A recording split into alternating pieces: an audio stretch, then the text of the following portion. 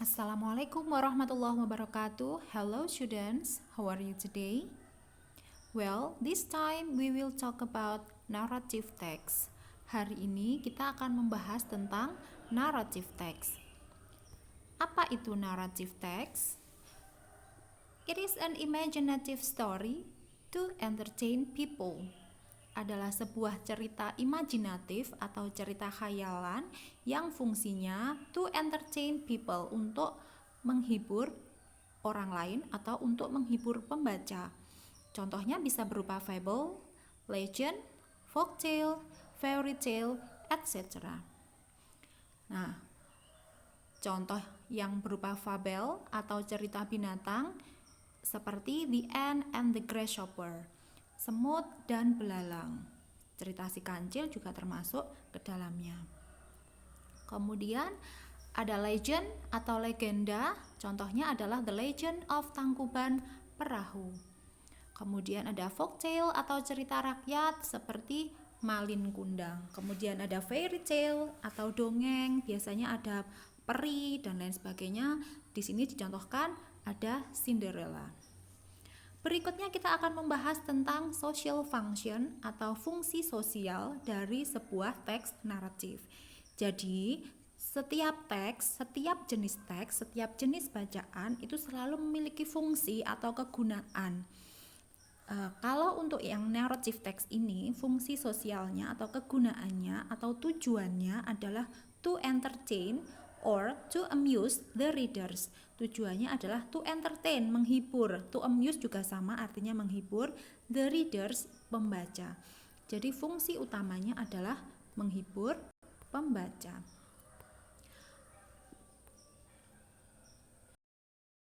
Di dalam soal, biasanya kalian nanti akan sering bertemu dengan contoh soal atau contoh kalimat seperti ini. Misalnya, what is the purpose of the text? Apa tujuan dari teks tersebut? Atau di lain waktu kalian bisa ketemu dengan soal yang berbunyi, what is the writer's intention in writing the text? Apa maksud penulis menuliskan bacaan tersebut? Atau bisa juga berbunyi, what is the text written for? Untuk apa teks tersebut ditulis? The text is written to. Teks tersebut ditulis untuk titik-titik. Kalau kalian menemui satu dari beberapa soal atau pertanyaan semacam ini, jawabannya sudah jelas, yaitu yang tadi, to entertain or to amuse the readers, untuk menghibur pembaca. Itu ya. Berikutnya, kita akan membahas tentang text structures atau struktur dari narrative text. Nah, strukturnya atau bagian-bagian dari teks naratif itu ada orientation yang berisi tokoh, pengenalan latar, waktu dan tempat. Jadi biasanya di awal paragraf nanti akan ada pengenalan tokohnya. Misalnya cerita tentang Malin Kundang. One day there lived a man named Malin Kundang. Misalnya gitu. Suatu hari hiduplah seorang laki-laki bernama Malin Kundang. Nah, itu adalah contoh dari pengenalan tokoh. Kemudian berikutnya, biasanya di paragraf berikutnya itu akan ada complication. Complication itu bagian yang isinya memuat tentang konflik atau masalah. Namanya cerita itu selalu ada konflik atau masalah. Kalau tidak, ya tidak akan menarik gitu. Kemudian setelahnya akan ada resolution atau penyelesaian. Jadi masalah atau konflik tadi akhirnya ada penyelesaiannya. Nah, penyelesaian ini tidak harus yang selalu happy ending, tidak harus yang selalu berakhir bahagia. Bisa juga penyelesaian yang berakhir tragic atau tragis, bisa berakhir dengan meninggal dunia tokohnya atau hal yang lain. Atau seperti Malin Kundang kan endingnya tragis. Malin Kundang berubah menjadi batu. Nah, ini bagian yang terakhir berikutnya ada reorientation. Reorientation ini sifatnya opsional atau bisa ada, bisa tidak. Kadang ada, kadang tidak. Jikapun ada, biasanya berisi tentang kesimpulan dari cerita tersebut. Bisa juga memuat tentang nilai moral dari sebuah cerita. Berikutnya, nah ini dia. Kita lihat ada sebuah contoh teks naratif yang sangat pendek. The hen with the golden eggs.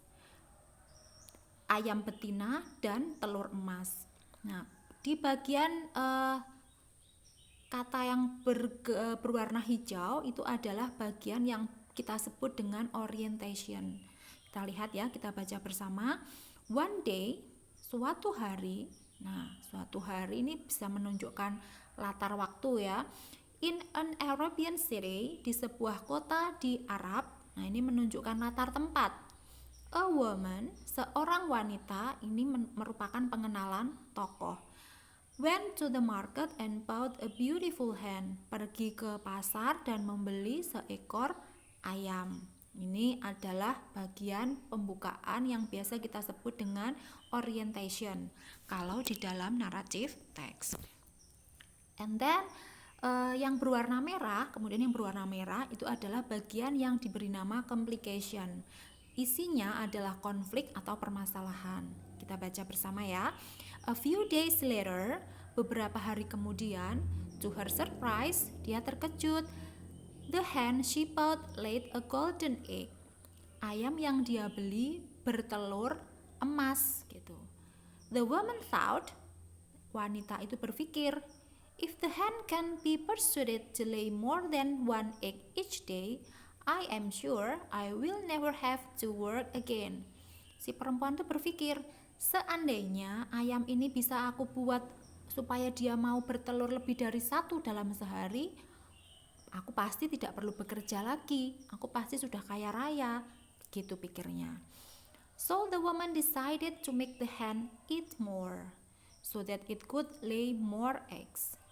Kemudian si wanita itu memutuskan untuk membuat si ayam ini makan yang lebih banyak lagi, dengan harapan supaya dia bertelurnya juga lebih banyak.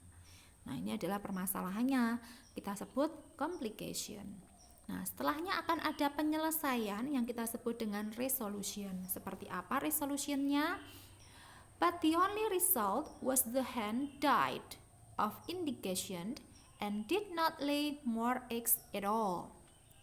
Tapi hasilnya adalah si ayam itu malah mati karena kekenyangan, karena saluran pencernaannya malah sakit, kemudian dia mati. Dan buru-buru dia mau bertelur, dia malah mati, akhirnya ya tidak mendapatkan telur apa-apa gitu. Ini adalah resolutionnya gitu ya.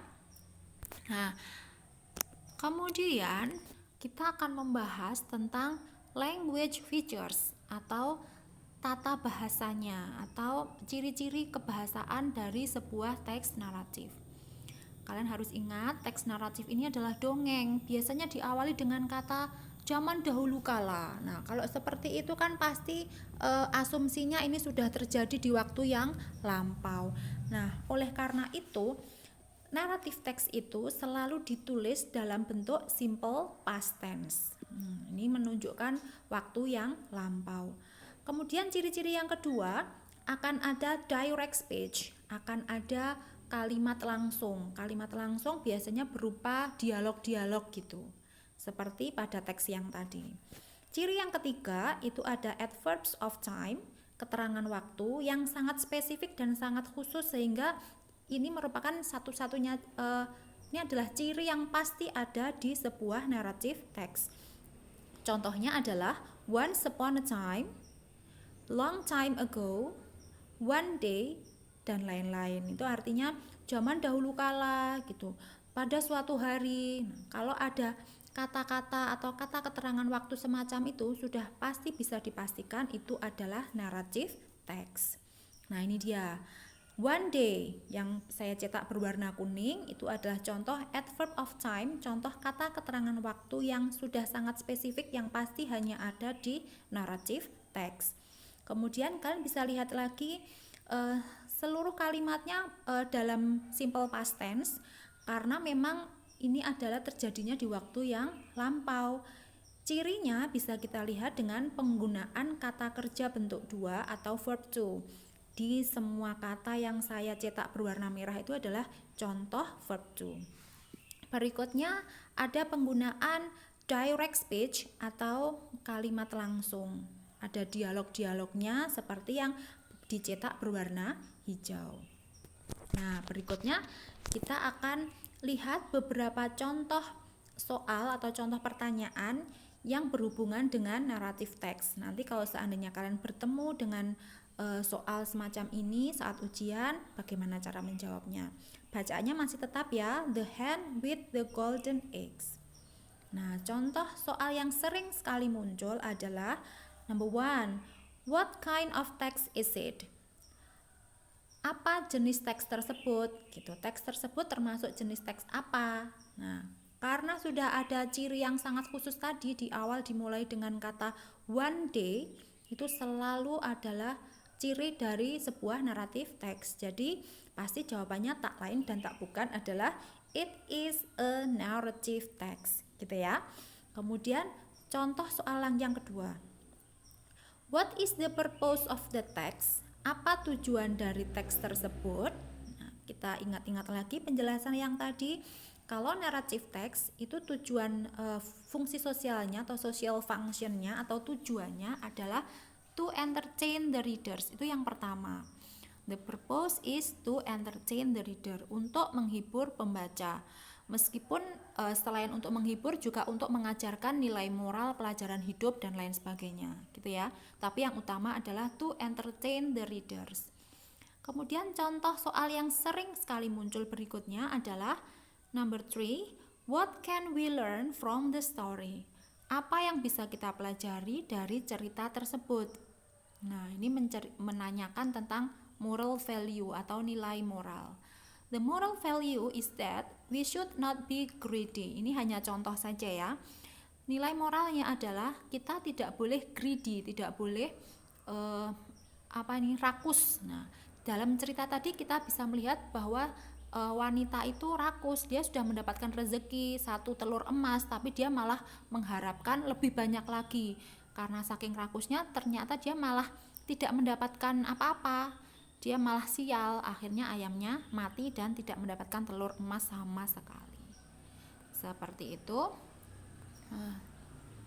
Oke, semoga bisa dipahami.